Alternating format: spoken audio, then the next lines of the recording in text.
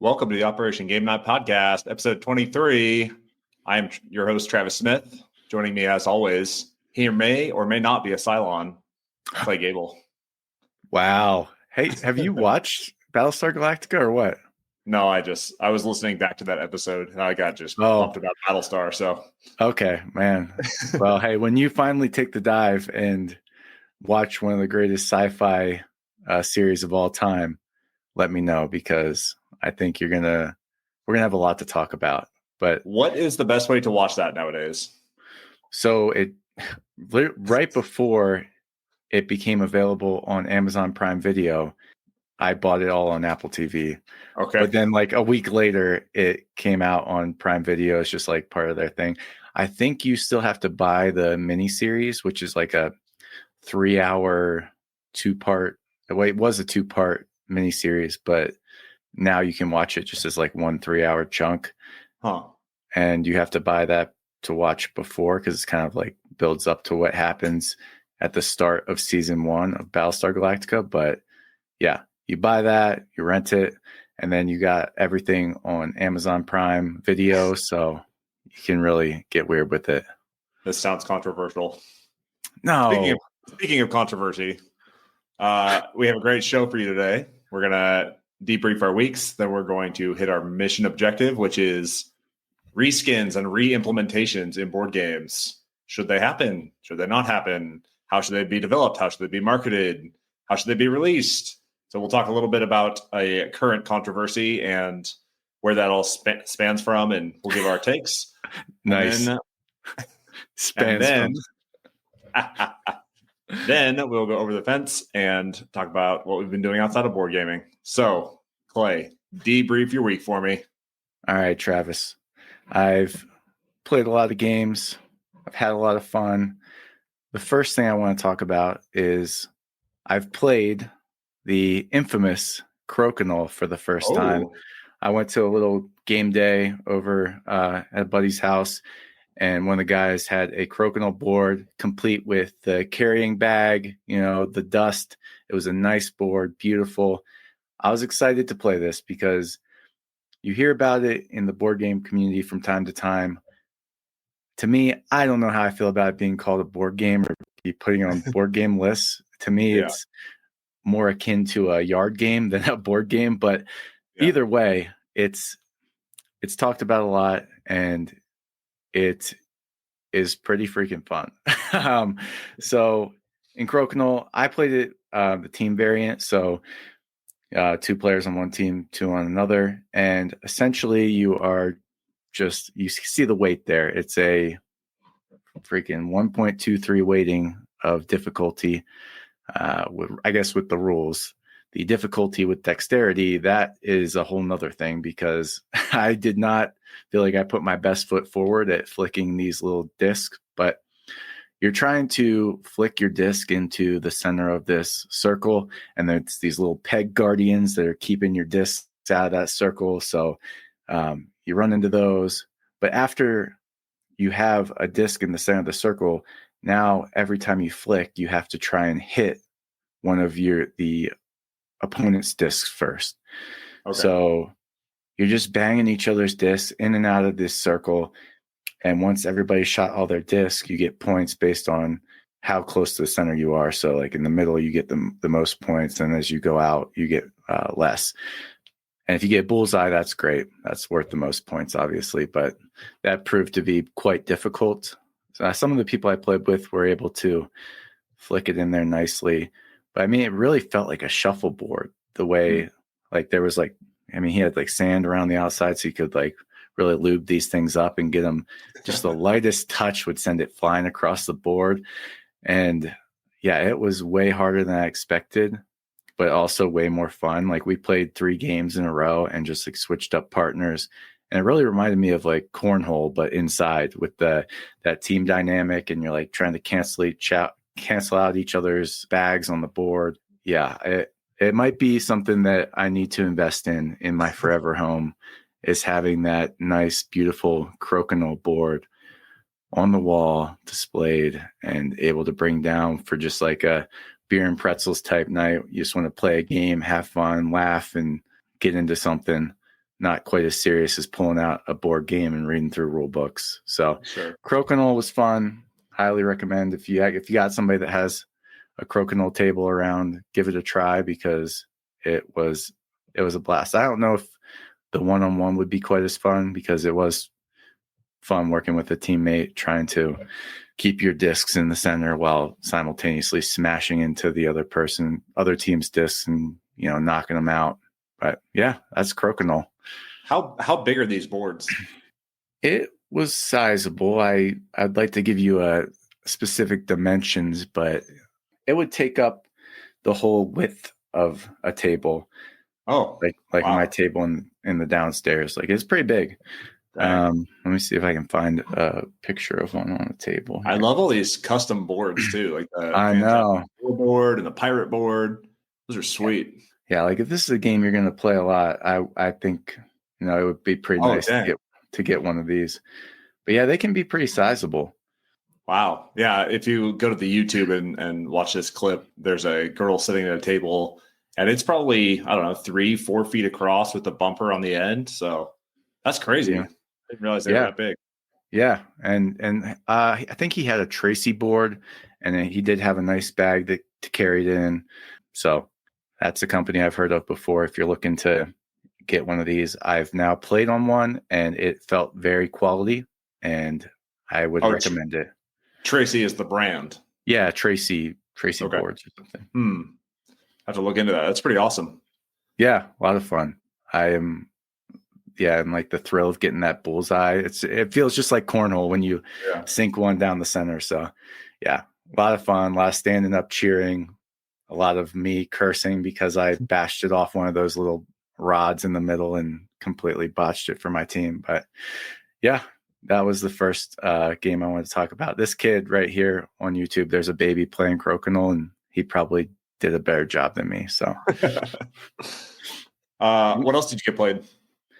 So in that same game day, we also played Western Legends. Ooh. Which, Travis, was this on your top 5?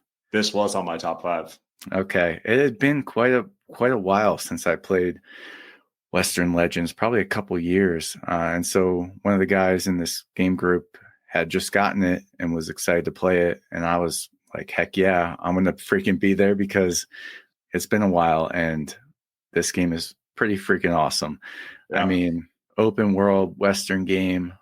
Essentially, you are all these famous historical cowboys or people of the West. I was Stagecoach Mary. We had Wyatt Earp. I don't know the other people. Calamity Jane, maybe. Yeah. Are these real people, or are they just? I think some of them are real people, and some of them are like legends, like Western legends. Yeah, I don't think they're all real people, but okay. Well, either way, you take on this character, and you are on this map there's 2 towns in the map, and there's all these different spaces you can go. There's the saloon where you can play poker. You can head outside of town to mine for gold. You can go to the cattle ranches, and you can either wrangle cattle and take them to the railroad to get rewards for that. You can go to the cabaret and revel. So it's an open world game. You can kind of choose your own adventure, how you want to go. But the interesting part is that there are things you can do that will put you on the wanted track. And there are things that you can do that will put you on the martial track. So you kind of like choose your path, good or evil. And on the wanted track, you get like every turn, at the end of your turn, you gain points for as long as you can stay wanted. So you really put a target on your back, and the more bad things you do, the bigger that reward gets. So if you're on the second row of this wanted track, every turn after your turn, you're getting 2 legendary points, which are the points to win the game. And you play and are very hard to come by. Yeah, and you play to 20. So if you got somebody on the wanted track and they're scoring 2 points every turn, it won't take them long to accrue enough to really run away with the game. And then on the martial track, you just gain money for like doing good deeds, like arresting somebody on the wanted track or defeating a bandit. I'm trying to think. I think you get a martial point if you wrangle cattle. So you Yep. take them down to the railway. So you move up on that track and you get like instant bonuses. Like you can get money and also get like legendary points instantly, depending on the space you land on that track. And the only way you get off that track is if you decide to choose a life of crime. Otherwise, you can keep climbing on that track. So you're doing these things in this open world, and you're fighting.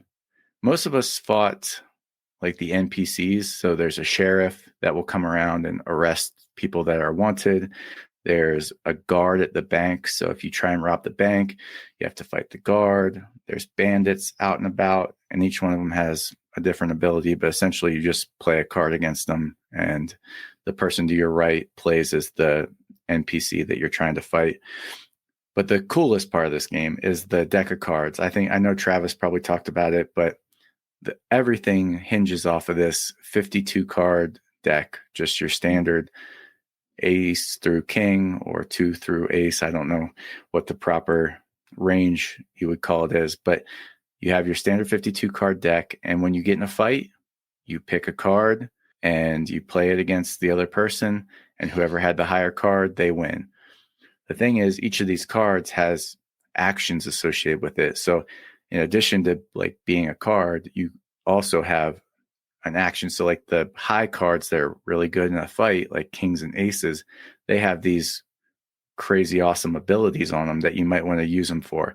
So an ace, you could just play as an action your ace card and gain 2 points on a track. Yep. Which is really hard to do.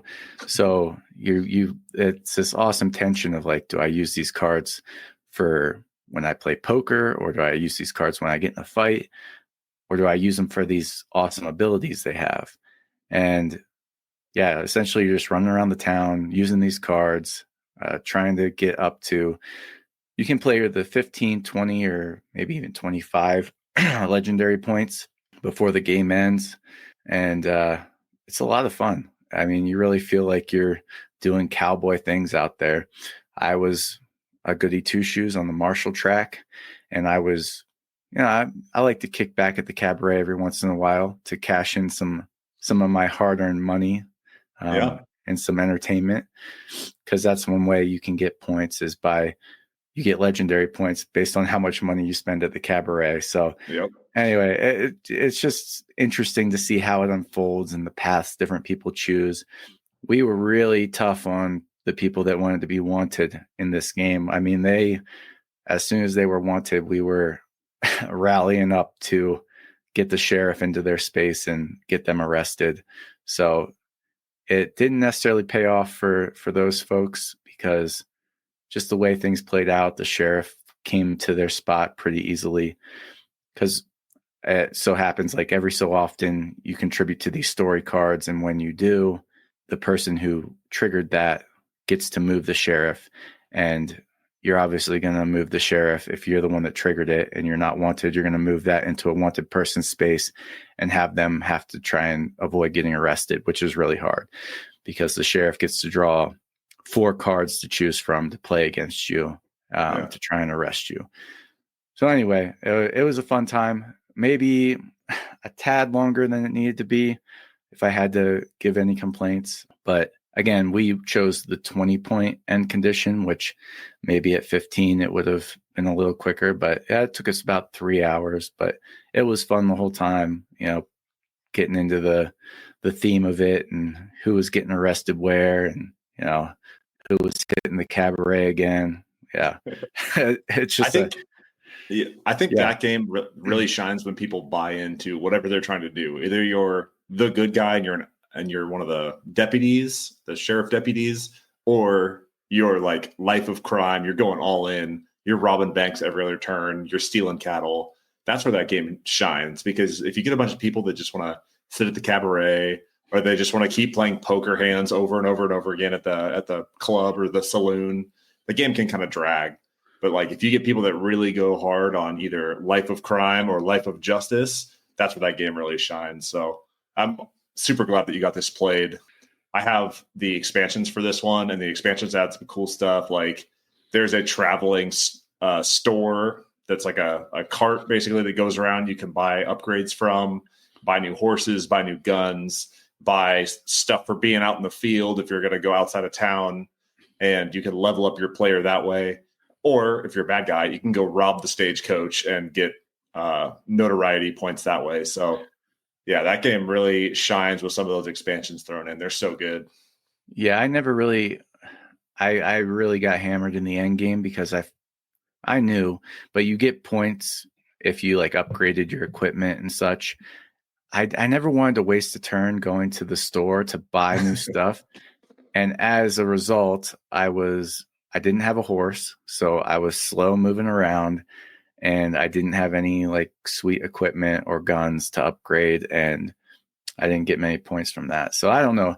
Maybe the right move is to not hoard your money for the cabaret, which I was doing, and actually go procure some freaking Mustang that you can ride around town. Some of these guys, they could travel the whole map with their upgraded Mustang in like one move.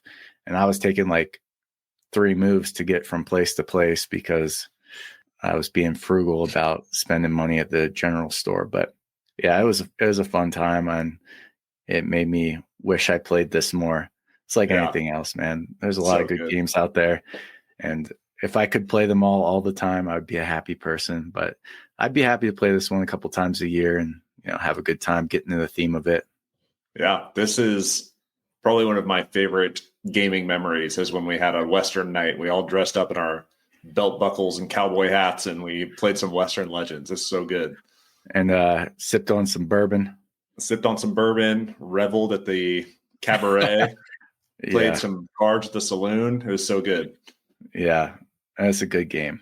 So yeah, that was a big one. I was excited to talk to you about because I know how much you love this game. And the whole time I was like, man, Travis is going to be so jealous that I was playing Western Legends. That game looks at me on my shelf every day, and I always want to get it to the table. That and Root sit right next to each other, and it's like my shelf of shame that I don't get played very often. That's why it's shameful. That is shameful. I have one more game I'd like to touch on quickly before I move to you. And that is Seven Wonders. So the game that started it all, Seven Wonders, is now like a empire. It's got architects, it's got the duel, it's got the Lord of the Rings duel, there's expansions galore. I mean, this game really exploded, and you can see here it's ranked 99 overall. Yeah. Did it win the Spiel des Jahres there? Is that what that says? Yeah, 2011. So anyway, I had played a lot of Seven Wonders Duel before I ever played Seven Wonders, and this was many years ago. I rented it from Petrie's, and we played it, and it just didn't go very well. I don't know if it was probably a combination of things. I think the main thing was that we couldn't freaking figure out how to pass our effing cards around the table without getting confused. It was like every other turn, someone was like, wait, were we supposed to pass 4 cards now? Like, how many am I supposed to have in my hand? And we'd spend an exorbitant amount of time trying to figure out, okay, how many cards do you have? Did you play one this round? And so it got off the rails like that. And it like kind of took you out of what should be a pretty streamlined game. Yeah. And then the other thing was it was pretty early on in our gaming journey.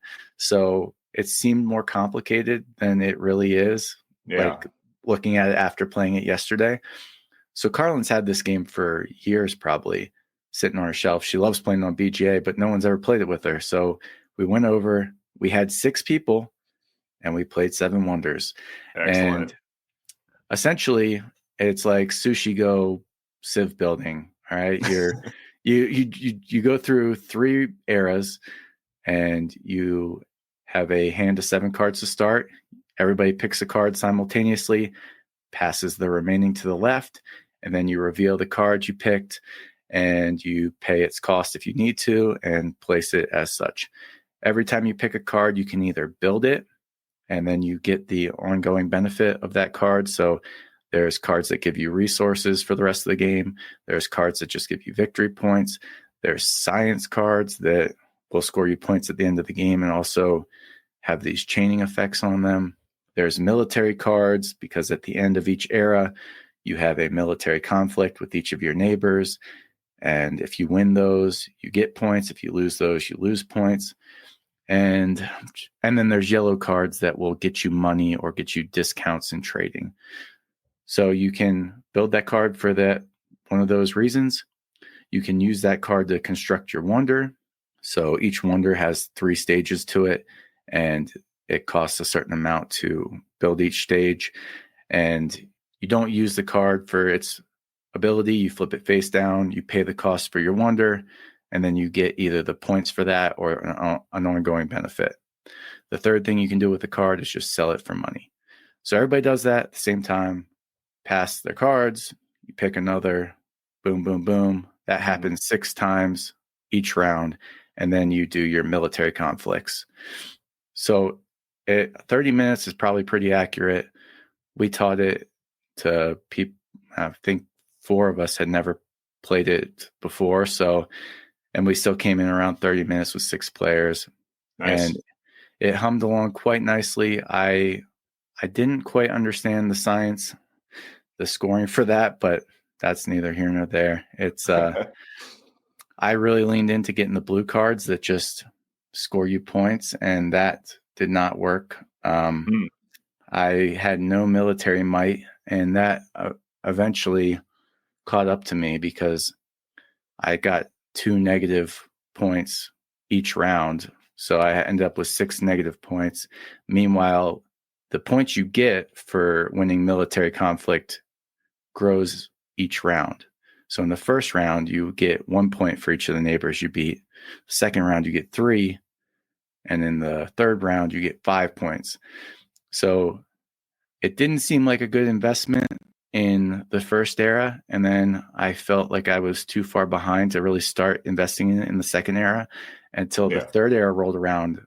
I was like, holy cow, these people are racking up some points for this military stuff. So yeah, it was fun. And if you don't have the resources you need to build a card, you have to pay one of your neighbors that has that resource in their city. So if I needed a brick and I didn't have brick, I could pay Spanky 2 coins to use his brick. And he still keeps the brick, but I just get to use it in theory. But yeah, it was a lot of fun, and I see why it's so popular. I'm sad that first game of it kept me off of it for years, because I really do think, like, man, what a great game for 6 players. Like you're actually playing a game. You're just drafting cards, but you feel like you're doing something. And there's not. I mean, I wish I'm glad I picked Zuvadis in our face-off episode, but I really think this is one that if you're going to be playing games with 6 players and you want to do something that's not a party game, this is a good one to have in your tool belt, because it is quick, it is fun, it plays well at high player counts, and it introduces you to a whole world of 7 wonders. I mean, you can really go down the rabbit hole. I told Carlin about 7 Wonders Duel last night, and she was pretty excited about that. So yeah, I just wanted to give a shout out to this game from 2010, I think it is. I was going to say, I played this one on BGA, I believe, and it's been around for so long that I feel like the players that are still on 7 Wonders on BGA are well practiced, and it matched me against somebody that had, like, I don't know, a 350 player score. Yeah, and I was 0 with the little pop-up that said, like, it's my first game, be gentle on me, or like be patient. And that they just like thrash me. I think that there's a meta here that I would really need to dig into to understand what is going on, because I've played it a couple times and I've just gotten whooped every single time. Well, that's what Carlin said about playing on BGA. She said she never wins. Yeah. And she thinks it's because she doesn't understand the linkages that there are between the cards. So those free cards you can get, like there are some cards that in the cost section just have a symbol. Mm-hmm. And this is the same as 7 Wonders Duel or even Lord of the Rings Duel. But if you have a card with that symbol on it in the top right, and then you get a card that has that symbol as the cost, you can play it for free. So Oh, if you understand the linkages of like, okay, if in era 1 I get this card with the clown face on it, then in era 2 I can play this 3 shield military card for free. And then that also links to something in era 3. So wow. there are those linkages to like really get meta about it. But I mean, just for like the casual fun time of like, hey, look, I've built my city like this, and then I think it works just fine like that. But I feel yeah, like I have a better chance at like Seven Wonders Architects, where everybody's pretty much on a level playing field. You take one of the cards and you do with it what you can. Like the game that plays itself. yes, That's the more guy. my speed. Yeah, that game has so little to think about, but I also love it for that. It's great. It's great. Yeah, that's my debrief. Three Awesome. good games. Well, I have 3 games, and one of them I'm going to kind of gloss over, but I played a lot of small box games this week to prepare for something that we have coming up on the show. But first, I played Let's Go to Japan. And this game I got off of Kickstarter. I ordered it, I don't know, maybe 2 years ago, delivered not too long ago. I've maybe had it on the shelf for a year, and I've never played it. But the Kickstarter edition is awesome because you open up the box, and the box of the game is wrapped in this nice silk like handkerchief type thing. It's all bundled up on top. It's got symbolisms from the game and the different, resources and stuff on top. It's got the little waving cats and like the little kabuki masks and stuff, which is cool. And then it came with some porcelain bowls, like some nice porcelain bowls that have like "Let's Go to Japan" that hold your little resources and your chips. So super high quality production. But basically, this game is like a pick and pass type game where you are drawing cards. You pick one of them to play to your schedule, and you're passing them on to the next player for them to draft. What you're trying to do in the game is to create the ultimate week in Japan, Monday through Sunday. And each of the days on your little calendar in front of you have different symbols associated with them. And there's, I don't know, 5 different symbols, I think. And what you're trying to do is when you draft, you're trying to match those symbols for bonuses. And up on each of the cards, there's little small symbols that will then match to give you bonuses. And they'll start to accumulate as you go through your week, which can earn you even more bonuses. The cards that you're drafting are in 2 different colors. There's a pink and a blue. I believe that pink is Kyoto and blue is Tokyo. And so because these are 2 separate cities, it's difficult to get both of them on the same day. So you're trying to line up the colors as much as you can. And if you can't line them up, or maybe you absolutely need a bonus on one of the days, you need a symbol to earn you in-game scoring bonuses or whatever, you can always use one of the trains, which you get a select number of trains based on the round bonuses that you get.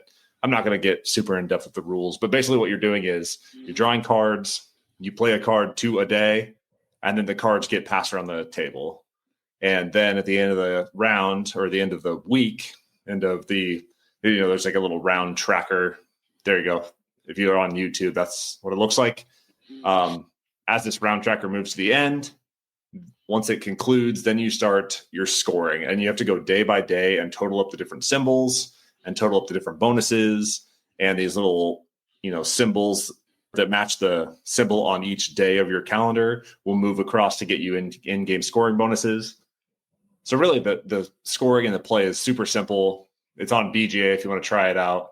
And after I listened to another podcast that just talked about playing this on BGA, I want to give it a shot. And the scoring goes so much faster on Board Game Arena because it just does it all for you. You watch it like kind of march through the week. It moves your little tokens, and then you get all your bonuses, and that's the end of the game. So I think this game is great. I love the like pick and pass type mechanic. Matching the symbols is fun. It's kind of like a little puzzle where you're trying to suss out where things would fit best. When you put a card down, it doesn't have to be played on top of the one that's already there on a specific day. You can actually like tuck it behind if you want to keep that in-game bonus.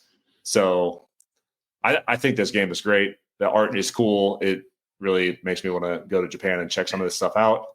But that is Let's Go to Japan, published in 2024 by AEG. Dang, a pick and pass time, that's Yeah. 7 wonders. Yeah. Yeah. So you literally just like draw cards. You take one of them and then you pass the rest on, and that's the interplay between. But if you know somebody building up a big heavy day of Tokyo on a specific symbol, you might pick that one and fit it in somewhere in your tableau so that you can prevent it from being passed to them. So there's a little bit of like interplay between players, but really it's more about the puzzle of how do you get these events to fit in your day to earn the most amount of bonuses as you go along. On Board Game Arena, I matched up with some people that are clearly more experienced than me because they whooped me pretty good, and I am just a rookie still. So this game is pretty fun. I would highly recommend it, especially if you have a Board Game Arena account. Go on and give it a play. I just wanted to know if it had the Rachel run it back seal of excellence, but no. Oh, if we get a game that has that stamp of approval, then you'll hear about it. Do you think she would like this game? Yeah, I think it's simple enough. You're just trying to match symbols and trying to keep the days color coded. I guess I didn't really pay attention, but I'm not sure if there's like a symbol that shows like Tokyo or Kyoto on the top. There might just be color coded. So if you have somebody that's colorblind, oh yeah, on the picture, there's a little tag that says Tokyo or Kyoto on it. So yeah, I guess it is colorblind friendly-ish. But yeah, you're trying to color code your days, score as many points. You really want to like overload your weekend days because that's when you can really pile up all the symbols ahead of it and really score those big bonuses towards the end. The one other thing is, as you go to these different events, you have like personal energy, which is like that little on YouTube. If you see the red symbol at the top of the cooking class, so you have this like kind of morale energy type meter that you keep track of.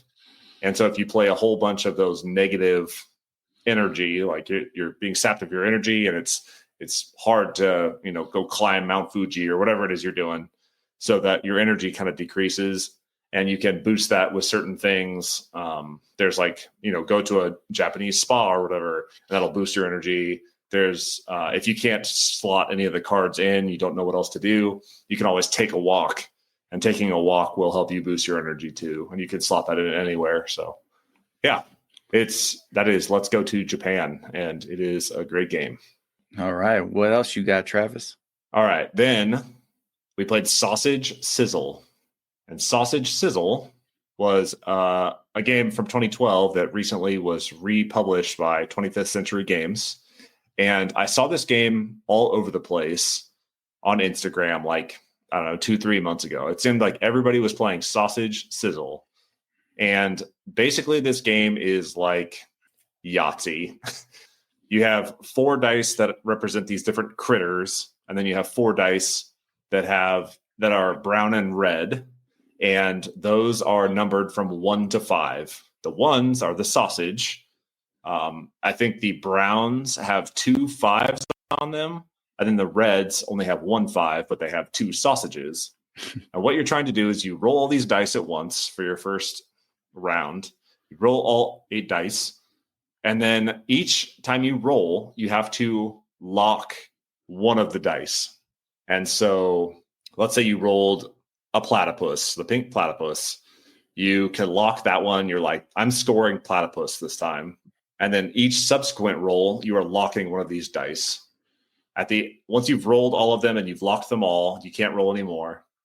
Then you score the number of animals that you rolled. Like, let's say I rolled 3 platypus, and then you multiply that by the lowest number that you rolled on the numbered dice. So if let's say you're going for 5s and you have 3 5s, and then that last roll you roll a 1, you're going to score 1 times however many platypus you rolled. So it's kind of a little bit of press your luck because you can pick and choose which ones you're locking. But the real press your luck comes from if you roll all 4 1s, all 4 sausages, that multiplier is now worth 7. Woo! So the max you can score is 28 for those that are doing math at home. But it feels really bad when you're like going for sausages and then you roll like a 5 because it doesn't get you anything at that point. It's then times the 1 and you can't like add the ones together. It's like, let's say like I'm rolling and I have 3 of the sausages. I'm going for that last sausage and I roll a 5. You then do like, let's say 4 platypus times the 1 and you score 4 points and it feels really bad.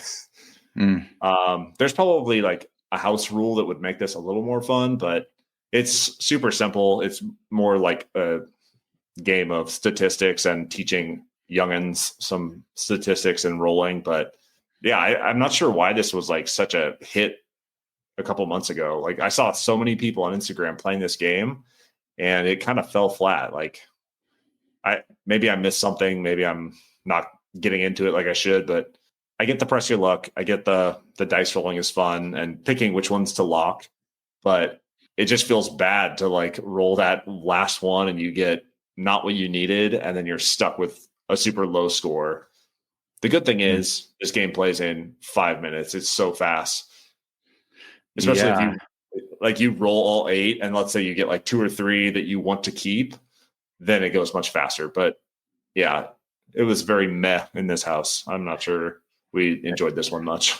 It sounds like it would be whoa in my house because I am digging everything you've said and I am digging the aesthetic here. So I might have to keep an eye out for this one. There is no shortage of dice rolling, push your luck, small box games that can enter my collection because I just love that type of stuff. And Mary does too. So that means we would get to play it, and a game being played is a good game. So, well, don't go out and procure this one. Maybe this will be in your next game box that I send you. All right, I will stand by for the game box. But the highlight of this game is that baby Gwen actually got to roll a dice. She rolled a die for the first time. It was great. Yes, her first Rachel. game. Yeah, Rachel was trying to get one more sausage or whatever. And Gwen, she like held it out to Gwen, was like, Gwen, like, like kiss the die or, whatever. And Gwen reached out and she grabbed it and then she chucked it and she rolled a sausage and Rachel scored 7 points. So no way. It was girl. great. Wow. It was That's great. awesome. So, baby's first dice roll. And before you start calling CPA, we were there to supervise. You didn't choke on anything. Everybody's okay. So yeah.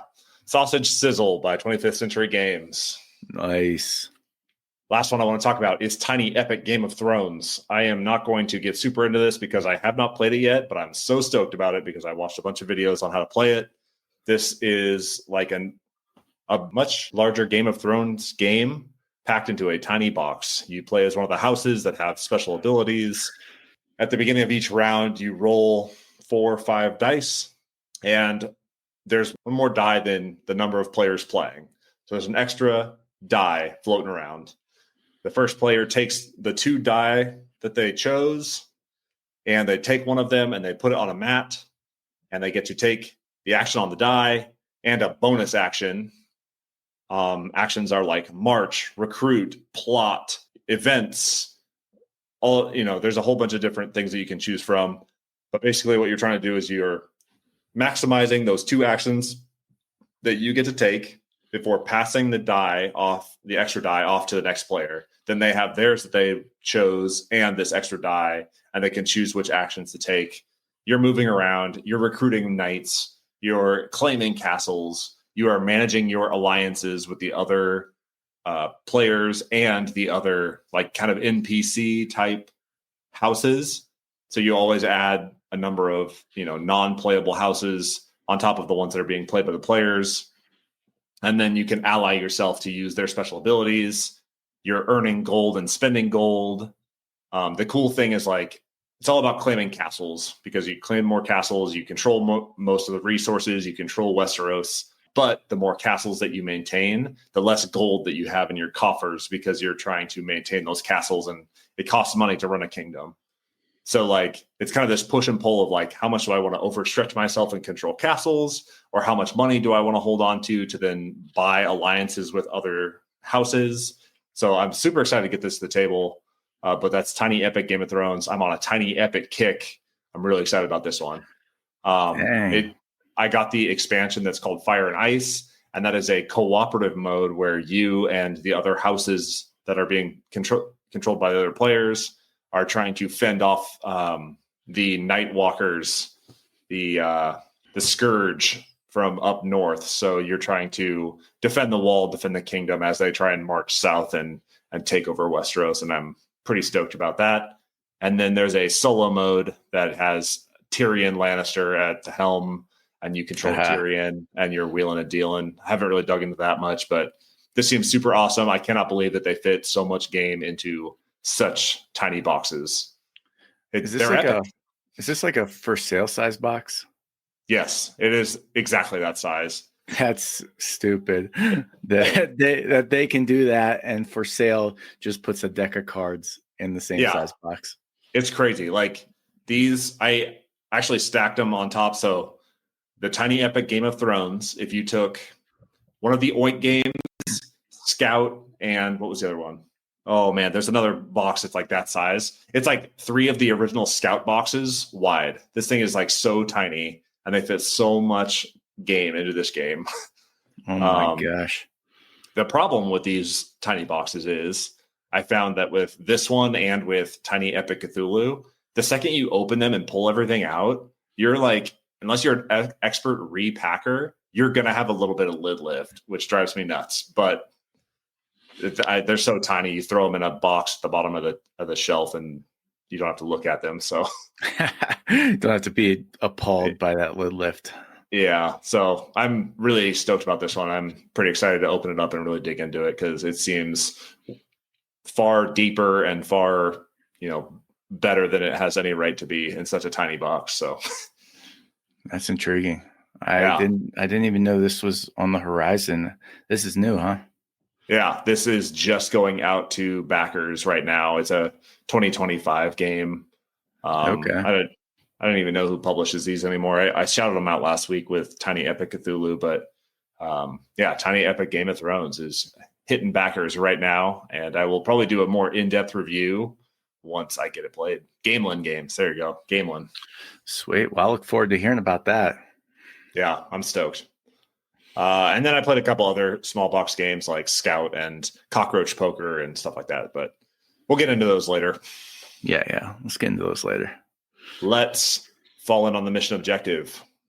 Let's talk some controversy, some reskinning of games or republishing games or rebranding games.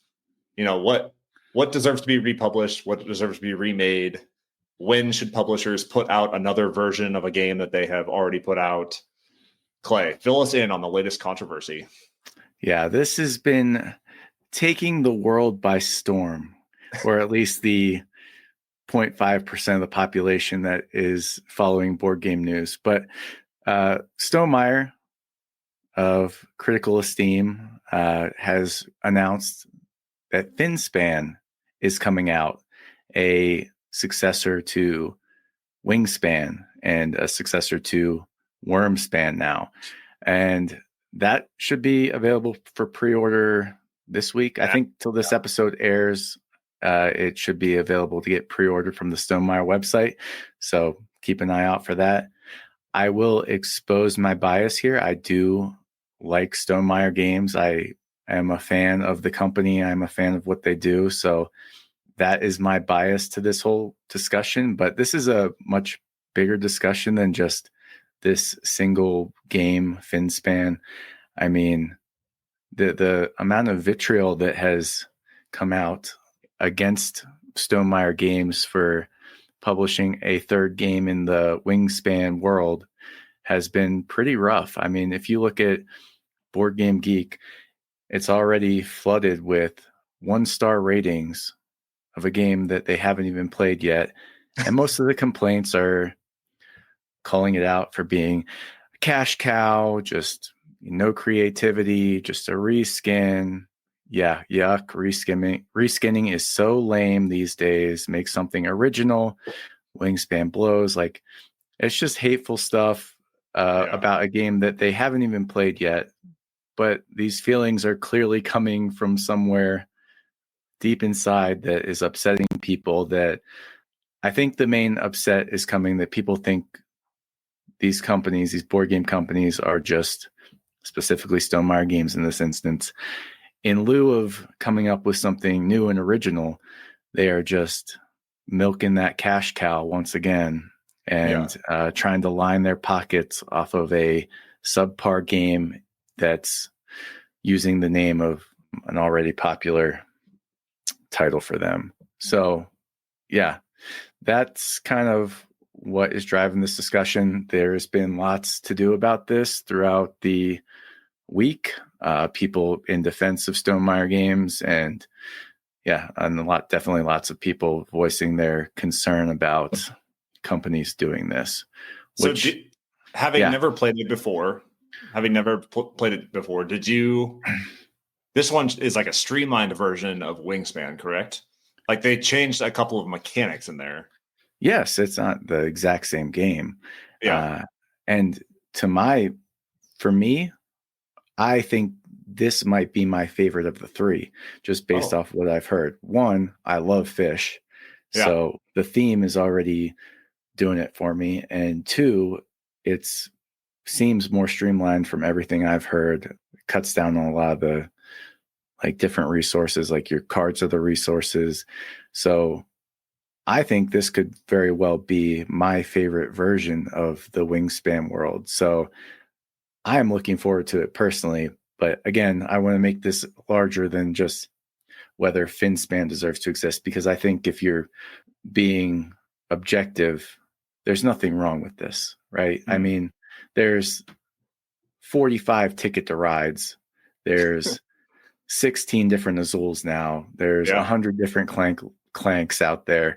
I mean, it's not even just a reskin, because with Wormspan 2, they changed the mechanics. It's a different game.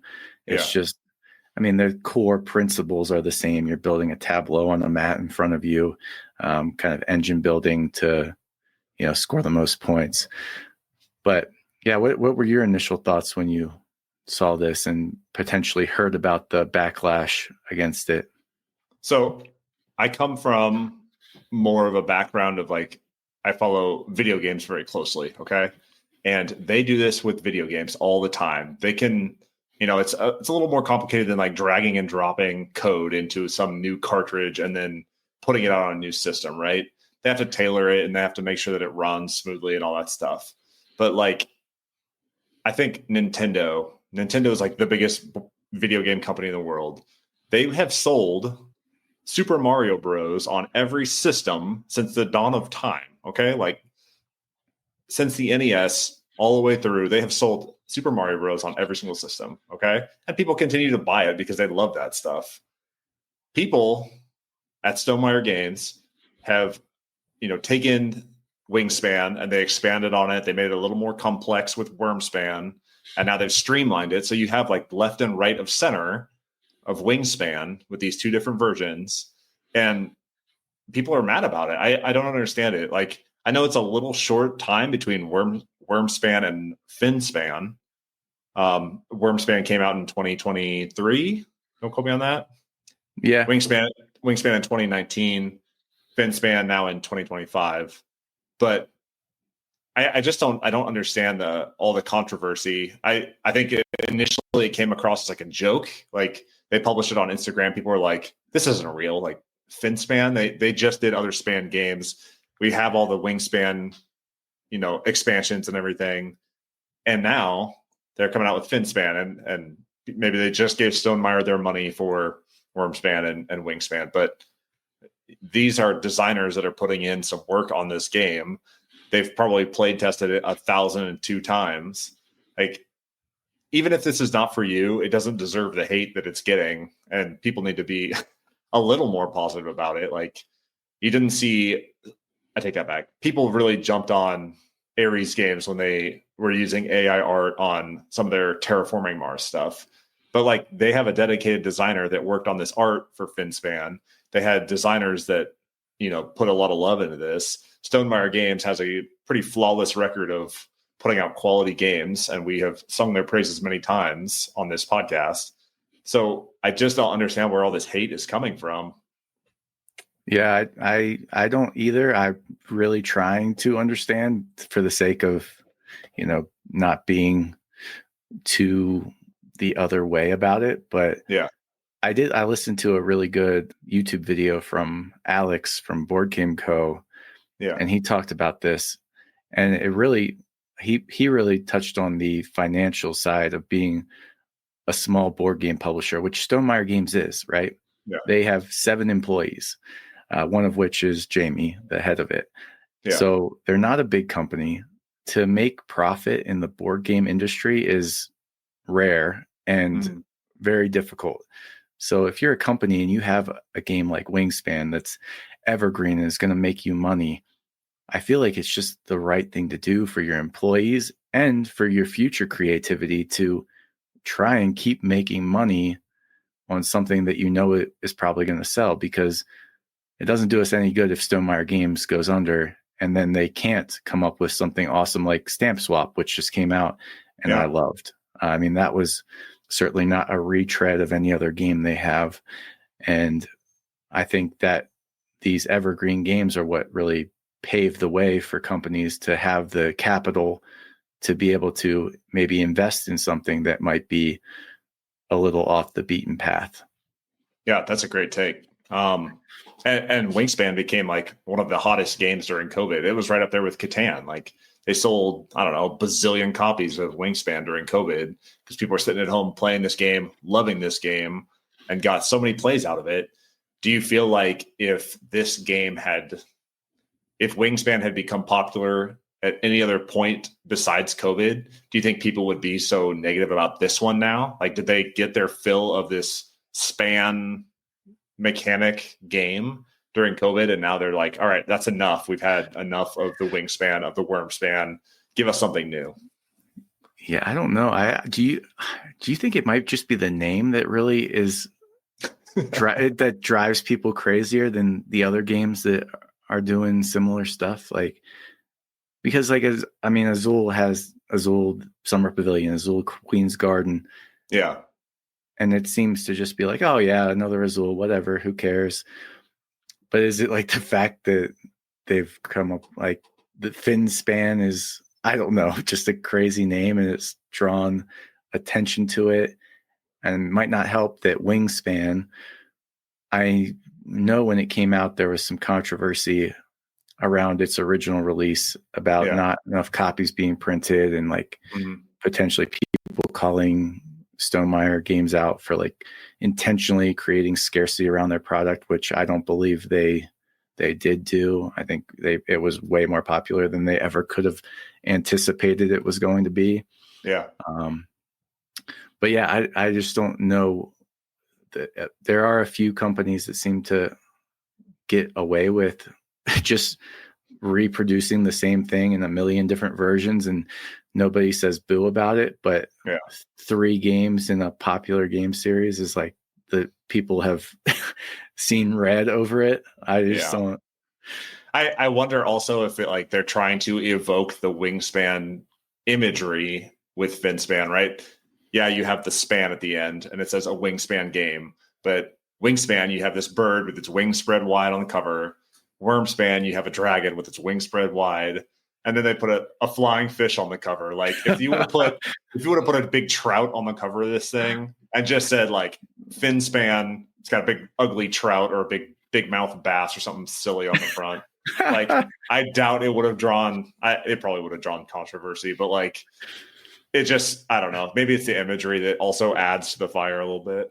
Like it's definitely memeable, and it's definitely worth poking fun at. Like, where's it going to stop? And I've seen so many funny memes about like where it could go from here. I wish I could remember them off the top of my head, but that's fine. Like that's just all fun. But the general hate is not fine. Like just don't buy it if you are interested in it.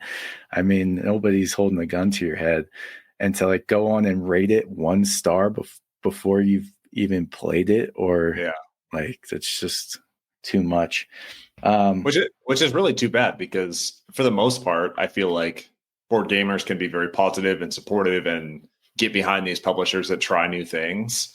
And it's so weird, like what just triggers them into going on and review bombing, or like for the longest time, what was the game that got a bunch of copies stolen at like Gen Con a couple years ago? Oh, But there's that guy that like stole the truck of maybe it was Lorcana or something. And like that just, it wasn't Lorcana. Man, what was that game? But that guy that stole maybe it was like the guy stole a bunch of Lorcana cards, but then he had published a game previously and his game like skyrocketed on the BGG top 50 just because he was associated with this game. Like it seems so weird, these trends that reviewers follow, and it's just kind of off-putting to see people pile on to Stonemaier Games and this small team that puts such love into their products just because they don't like this flying fish on the cover, or they don't like that it's a reskin. You don't see them jumping on Hasbro every time they put out another version of Monopoly. Like, oh God, there's 10,000 of those, right? Like, if you want to collect every Monopoly, good on you, right? It's not this community's board game of choice for the most part, but there's people out there that collect those things. Just live in your own little circle, live in your space, enjoy what you enjoy, and just don't like spread hate because you don't like a flying fish on the cover of your latest Stonemaier game. Yeah. I kind of wanted to just go down, like I wrote down beforehand the ways, or the different ways new games come about, right? Yeah, let's do so it. Like I doubt that this happens anymore, and probably like Cole Whirly and Whirligig Games and some of these real indie publishers might have like a novel idea with completely novel mechanisms that have never been seen before, and they're just like the peak of creativity poured into this thing, and those can do well, but they probably take a lot of time, a lot of effort, and are a lot of risk for the people involved. And again, I think that's probably pretty rare. Then there's games that are made, and they've reused mechanisms that are well known and well loved, like deck building, etc. Put a little twist on it. Mm-hmm. Then you have games that are spiritual successors. So like Andromeda's Edge is a spiritual successor to Dwellings of Eldervale. Yeah. Kind of in the same vein, really. I mean, right? They're taking a game that was popular and they're not using the name of it, but everybody knows, hey, this is pretty much that game, but just in space. Yeah. Or like Terra Mystica, Gaia Project. What's the latest one? Age of Steam or Age of Innovation? Oh, yeah. Age of Innovation. Yeah. Innovation Ultimate or whatever. Yeah. But anyway, you have like that category of games where you take a game, you pretty much keep the mechanisms the same. You tweak a couple things, you call it a different name, but it's just an iteration on that game. Then you have like the series of games where they share the same name, Azul, whatever, Clank, whatever, Ticket to Ride, whatever.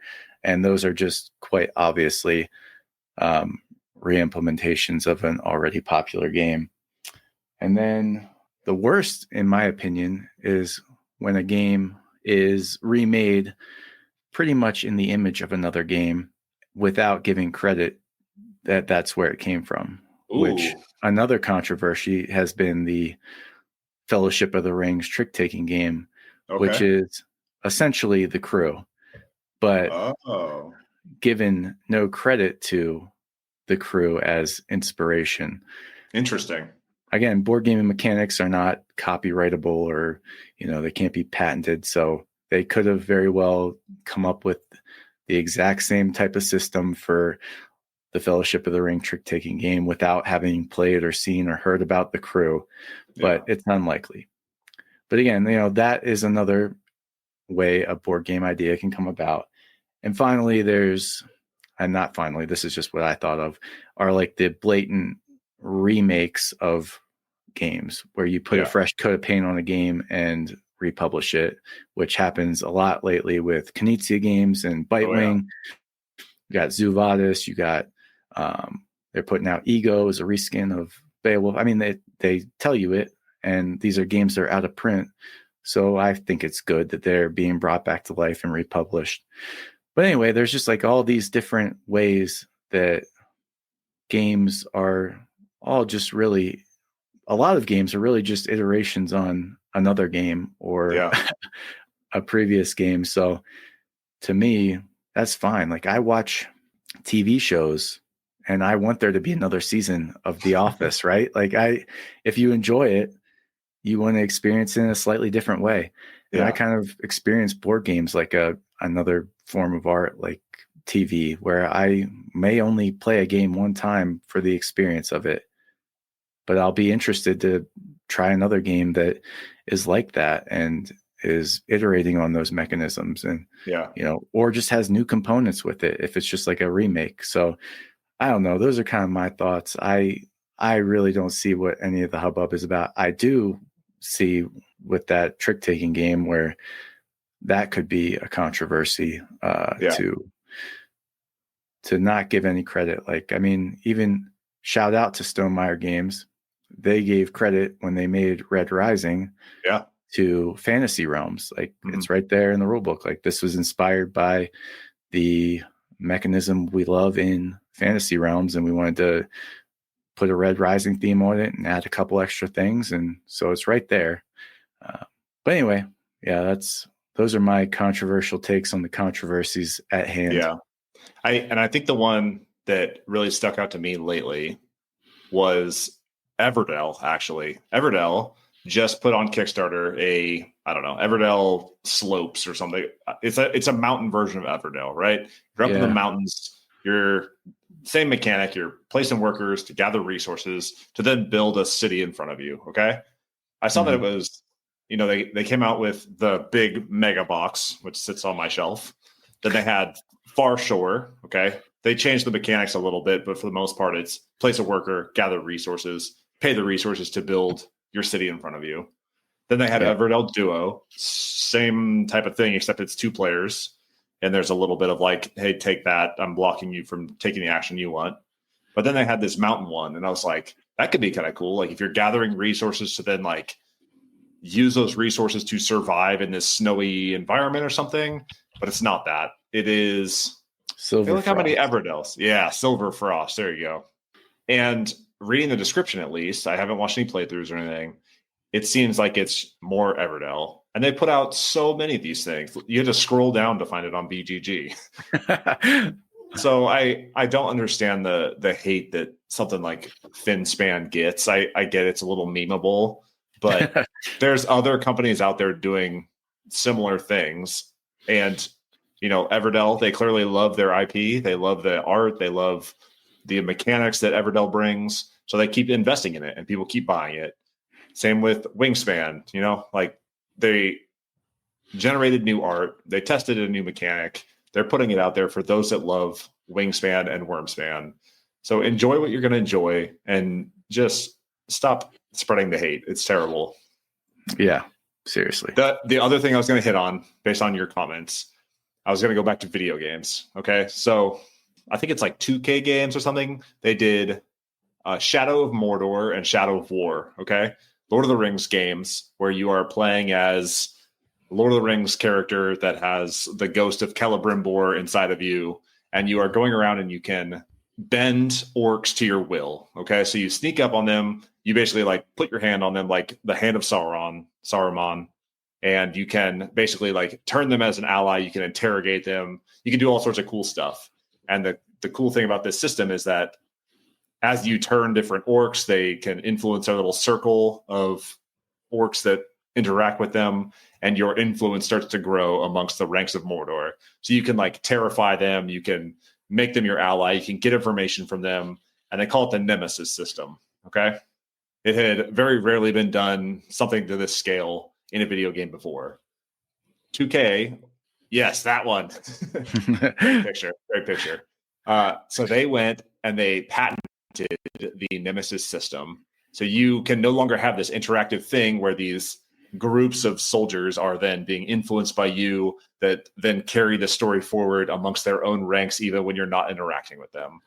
There are so many games that could do cool stuff like this with this mechanism, right? But they have patented it and it's not being expanded. They're not using this in any of their new games, right? It's these 2 games that they used it in, but people cannot take this cool thing that somebody built and expand upon it and change it and make it their own. So it lives in this little capsule from here on out. And I feel like that's the same with board games, right? Like, I don't want to patent trick taking, okay? Because that would put a monopoly on trick taking, and it's already been done 1,000 times before. So you stovepipe this thing into your specific mechanic, and that's not like, if you love board games and you go ahead and you start taking these mechanics away from people, then you're just making the entire board game sphere worse off for it. And it's not what these people are doing. I understand that, but people that are, I guess I don't really know where I'm going with that, but like, I love the thrust of it though. I feel righteous. Board game mechanics, whether you're borrowing it from somebody else or not, you should give credit where credit's due, right? Somebody created a mechanic that you love, and you're borrowing from that mechanic.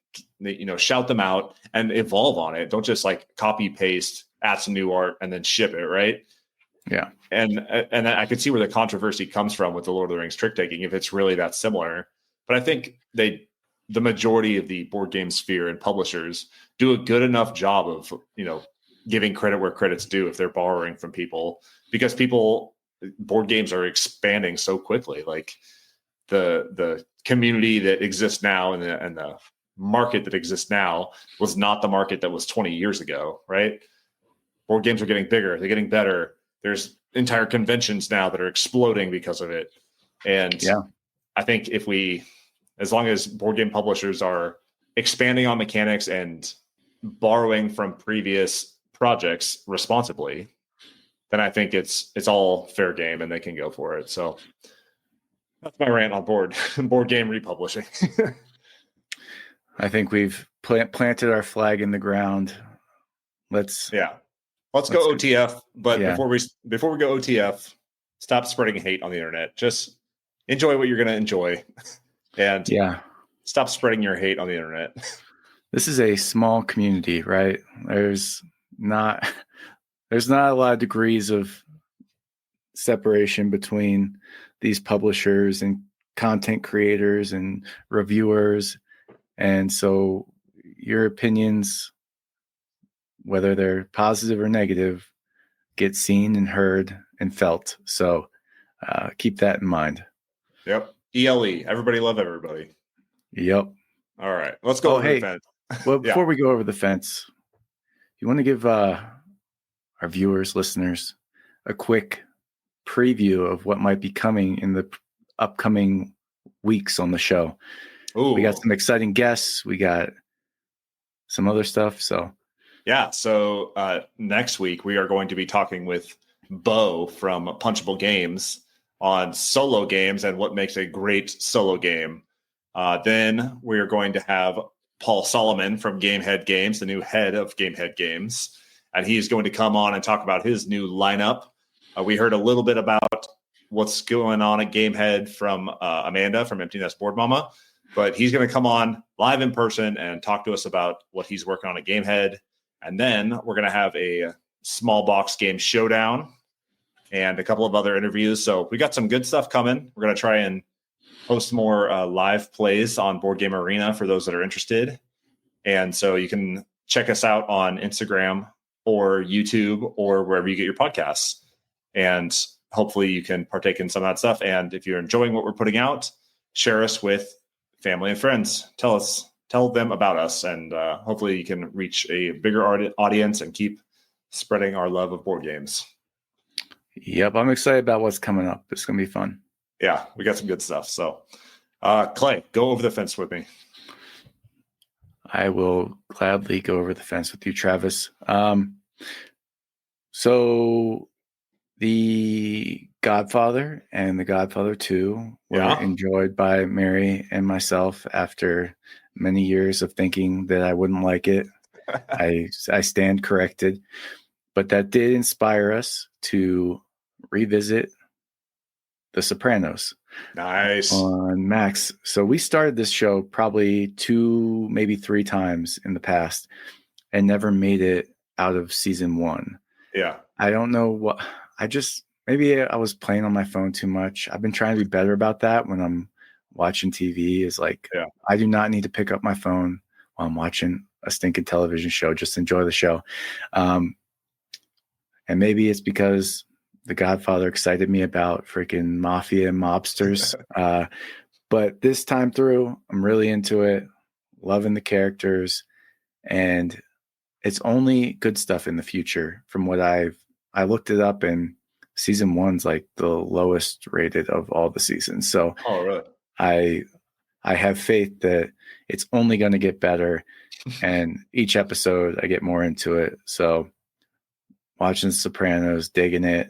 It's I don't know if you can call it classic, but it's definitely a piece of television that constantly gets thrown around as being really, really good. So I am committed to finishing it this time. Nice. Yeah, I was flipping around Max the other day, and I actually watched the first episode again. Oh, yeah? And Rachel was like, "Are you starting The Sopranos?" I was like, "I mean, maybe we'll give it another go." But I did the same thing. I always like get halfway through the first season and I bounce off of it. So maybe I'll do a rewatch with you. Maybe I'll Yes, that'd be fun. jump on. Let's do it. Yeah. Catch up, man. We're on like 10, so Okay, get busy. man. I got some work to do. Yeah. Awesome. You got anything else? No, that's about as over the fence as I'm comfortable going. Okay. Shout out to the Commanders. That was a pretty crazy game. I know your family's probably disappointed as the Detroit people, but freaking Jaden Daniels out there just crazy taking the Commanders to the NFC Championship game. It's pretty cool. I knew the Lions' injuries were going to catch up with them eventually. So yeah, day of reckoning finally came. I didn't see that coming. For Over the Fence, we just got back a couple hours ago from Amsterdam, and it was our first time going up there to the Netherlands. Amsterdam is awesome. It's really cool. We come from a very like secluded little area of Germany, and Amsterdam has such variety, and we ate some great food, and we walked around. They have canals and bikes and tons of stuff to see, old cathedrals. Just a really cool city. I don't really have much to say other than that. We went to Amsterdam, and it was great. Yeah. Highly recommend. Let's go to Amsterdam. Yeah, let's go to Amsterdam. So, did we do it? I think we've got another one in the books, Travis. All right, episode 23 of the Operation Game Night podcast. I have been Travis Smith. He has been Clay Gable, and we're out.